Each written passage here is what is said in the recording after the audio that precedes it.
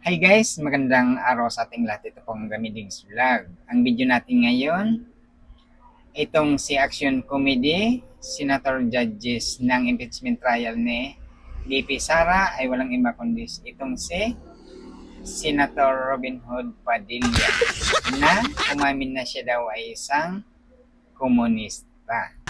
Komunista po ako Dito guys, Gusto ko nakita lamang pong natin ang alamin kanyang ninyo. pag-amin Yes, sir.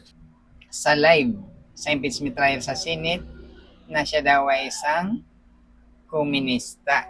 Ito guys, ito kasi itong si Senator Robin ay isang komedyante na ngayon. Puro itong maraming natutuwa dito guys pagka siya ay tumatayo at nagsasalita dyan sa impeachment trial. Dito guys, para makita natin kung ano ang dahilan kung bakit siya nagsabing siya daw ay isang komunista. Ito, umpisan natin ang kanyang pagtatanong dito sa witness na si Attorney Lutok. O dito sa impeachment trial guys, ito ang witness ng prosecutor na nagtanong siya tungkol doon sa witness. Ito, pakinggan natin kung anong kanyang mga sinabi. Dito, panoorin natin ang kanyang pagtatanong kung paano siya napunta doon sa kanyang pag-amin na siya daw ay isang komunista. Ito guys, panoorin natin ang kanyang pagtatanong. Maari po ba makapagtanong sa ating mahal na saksi? Opo, Your Honor. Ang una ko pong katanungan sana ay taga saan po kayo na lugar, na probinsya? Tacloban, sir. Tacloban. Tacloban City, Opo. sir.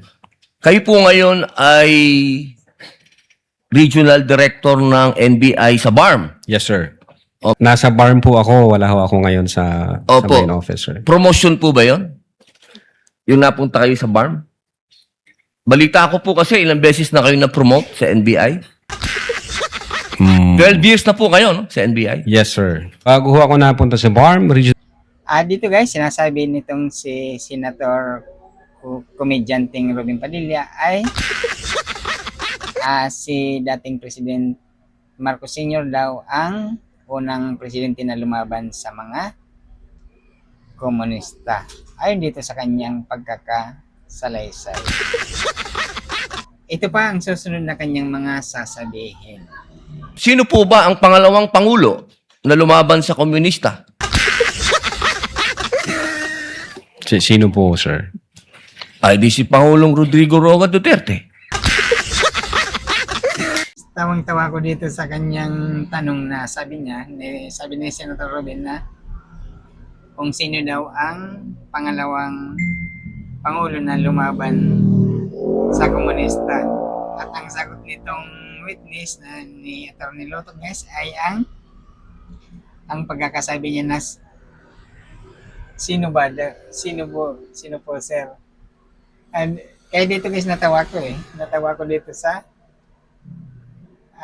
tanong ni Ruben, ibinalik sa kanya ng witness.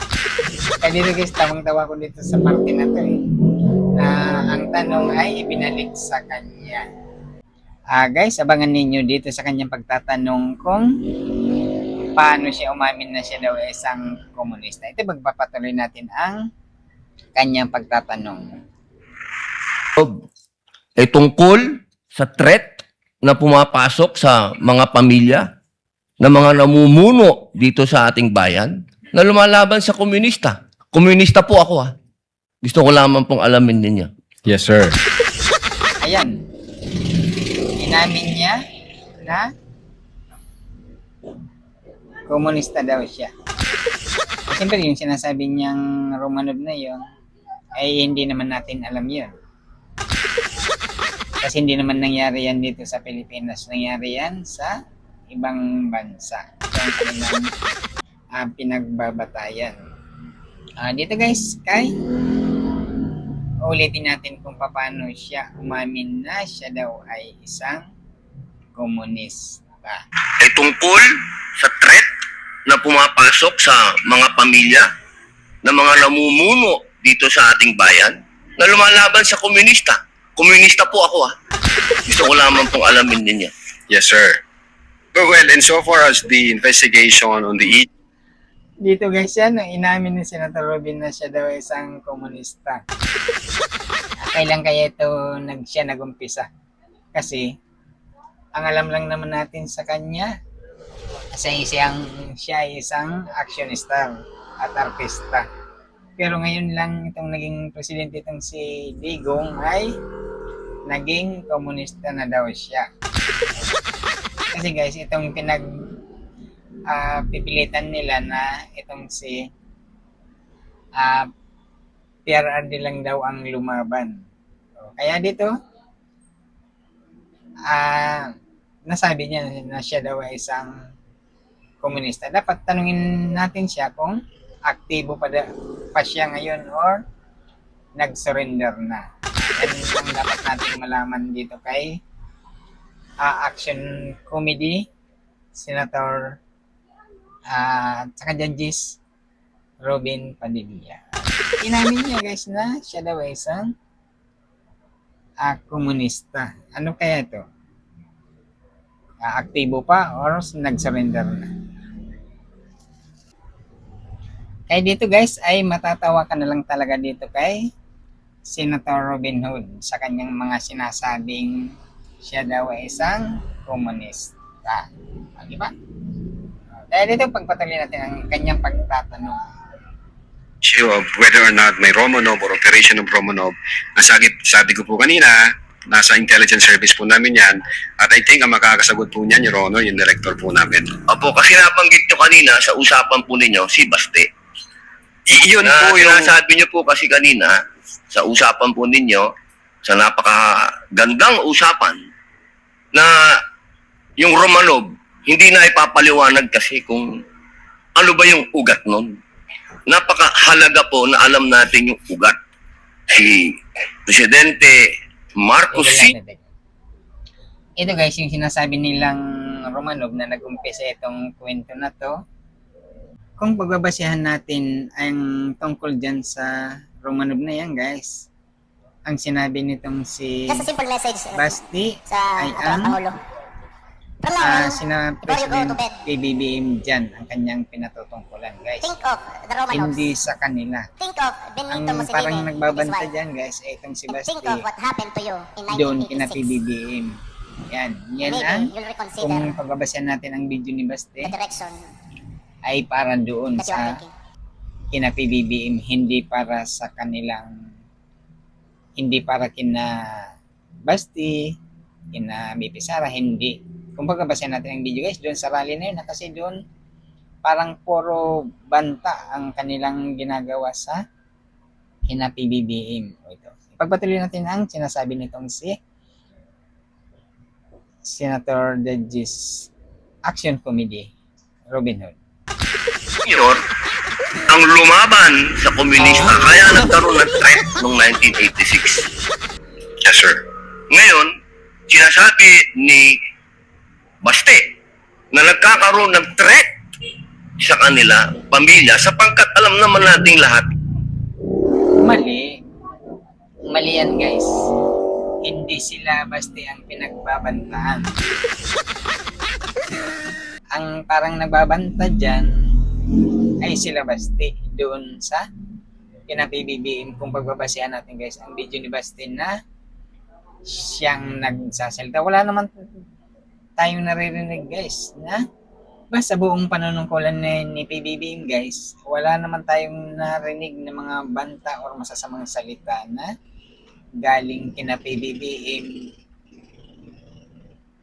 patungkol sa mga Duterte. Di ba? Wala tayong narinig na masamang salita or narinig galing sa presidente laban sa pamilya Duterte, di ba? Ang mga Duterte ang nagsasalita ng hindi maganda lagi ina PBBM. Kung pagbabasehan natin ang nangyayari or nakikita natin sa mga social media, sa mga post, sa mga balita, ay ang mga Duterte lagi guys ang nagbabanta kina PBBM. Di ba? Maririnig naman, alam naman lahat ng tao yan kasi nasa balita lagi at nangyari sa mga balita yan. Nabalita yung mga pananalitang ganun.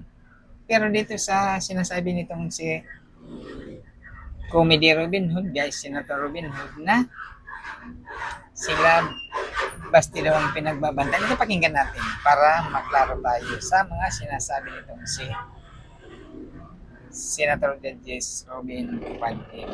Na ang nagpatuloy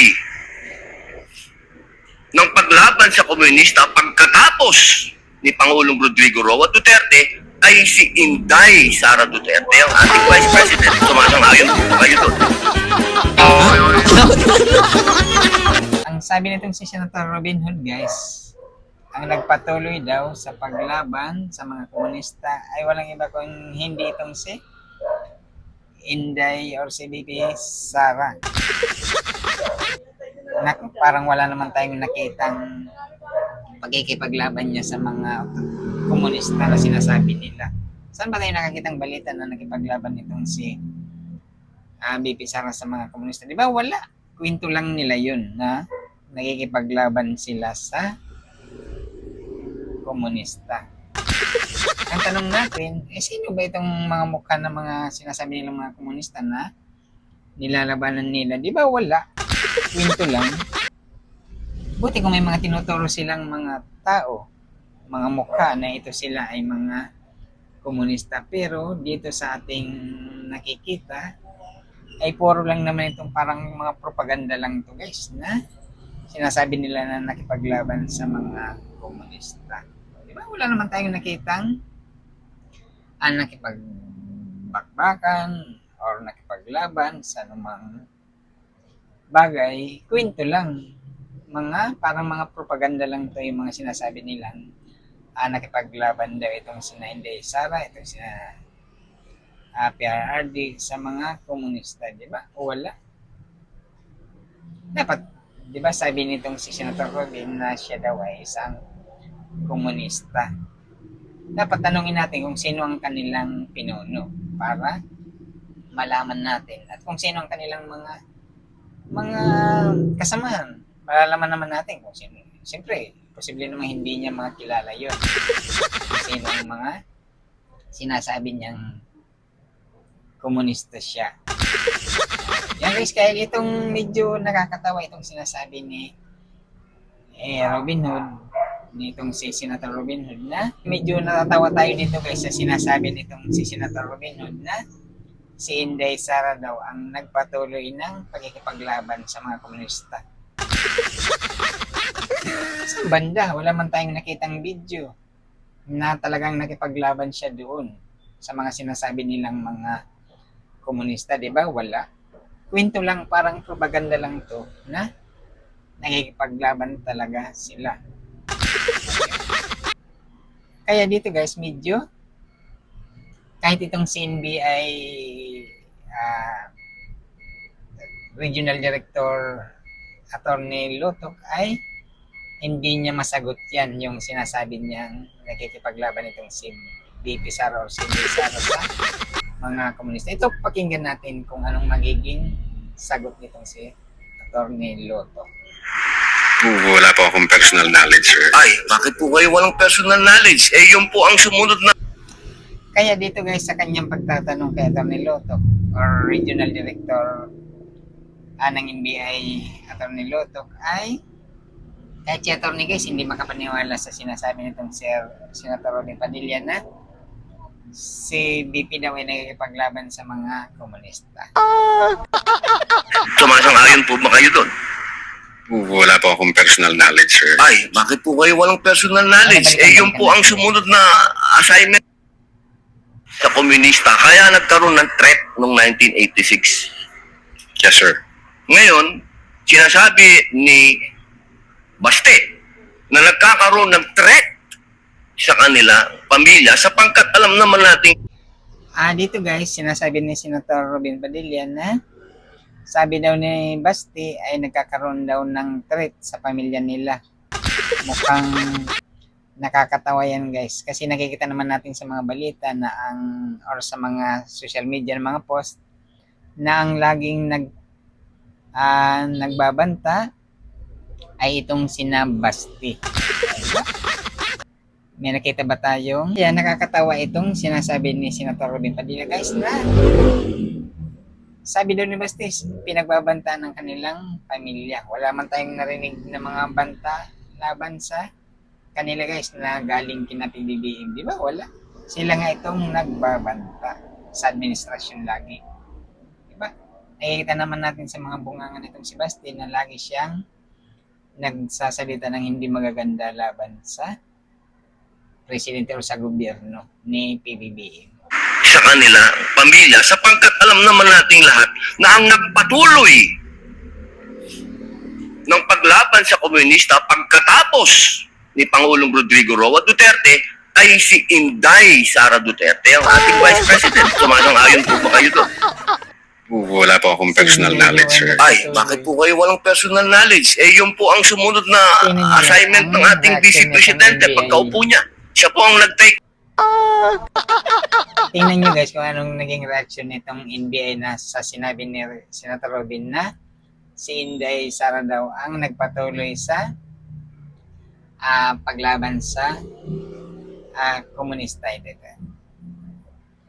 Bakit po kayo walang personal knowledge? Eh, yun po ang sumunod na assignment ng ating Vice Presidente pagkaupo niya. Siya po ang nag-take over ng NTFL CAC. Hindi po alam ng NBI yun. Well, nag-NTFL ka siya, pero yung factual circumstances doon, Factual. wala pa po akong yeah.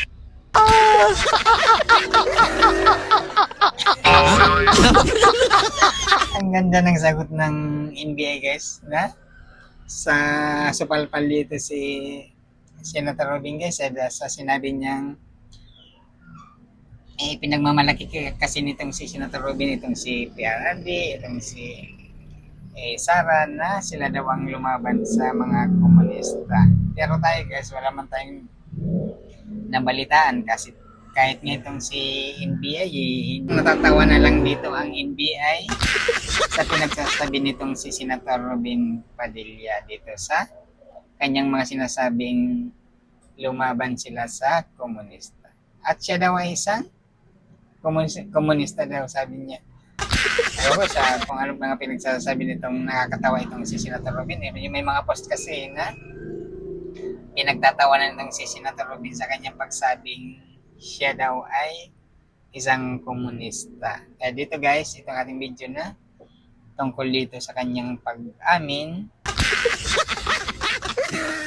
Kaya dito guys, kahit NBI hindi makapaniwala dito sa sinasabing ni Senator Robin Padilla na si PRRD, si Inday Sara ay lumaban daw dito sa mga komunista. Kaya maraming natatawa dito sa social media guys dahil dito sa mga sinasabi ni Senator Robin Padilla at inamin niya na siya daw ay isang komunista. O, di ba? Dito guys, at thank you sa pasalamat tayo sa lahat natin mga manonood guys. At hanggang dito na lang itong ating video. At susubaybayin natin itong impeachment trial dito sa Senado laban kay BP Sara. Guys, hanggang dito na itong ating video at Ha